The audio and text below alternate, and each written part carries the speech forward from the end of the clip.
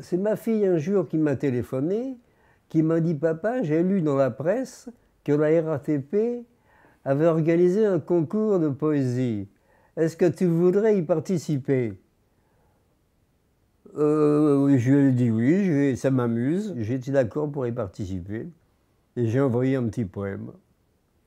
Eh bien, à vrai dire, j'ai participé au concours de la RATP un peu pour m'amuser, pour passer le temps, simplement.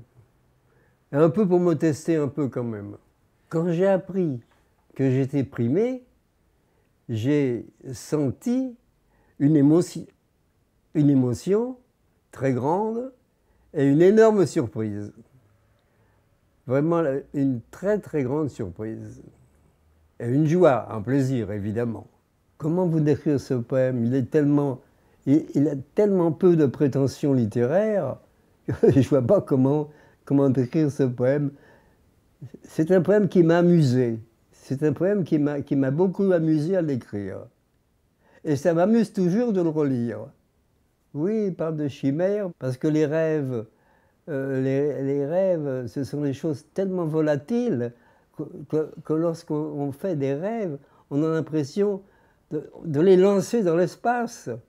C'est comme une jonglerie, les rêves. Mon père avait un sacré talent de conteur. Vraiment. C'était un conteur à l'orientale. Quand il contait quelque chose, toute l'assemblée était suspendue à ses lèvres. Il avait le don de compter. Et je tiens peut-être un peu ça de lui. J'écris depuis très longtemps, depuis mon adolescence. J'ai toujours écrit.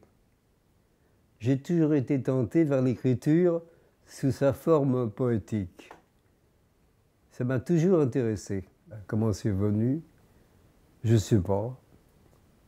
Je ne sais pas, c'est venu tout naturellement. J'ai peut-être écrit à un premier flirt, peut-être, voilà.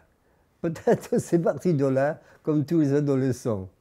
J'ai peut-être fait mon premier poème à un premier flirt. Pourquoi la poésie plutôt qu'une autre forme d'écriture ou d'art? Parce que je suis feignant. Et la prose, ça demande beaucoup trop de travail. Je pense que la poésie est beaucoup plus facile. Ce que je pense de cette initiative, d'abord c'est très sympathique évidemment, mais les voyageurs de la RATP sont en général des gens très pressés d'arriver à leur destination. Je ne sais pas s'ils auront le temps vraiment de lire les affiches. Ça va peut-être les amuser, au fond. Peut-être grâce à ça, ils vont commencer très bien leur journée, avec un sentiment optimiste. C'est possible. Ça leur fera pas mal, en tout cas. Enfin, ça me fait plaisir de faire concurrence à la mère d'Oni.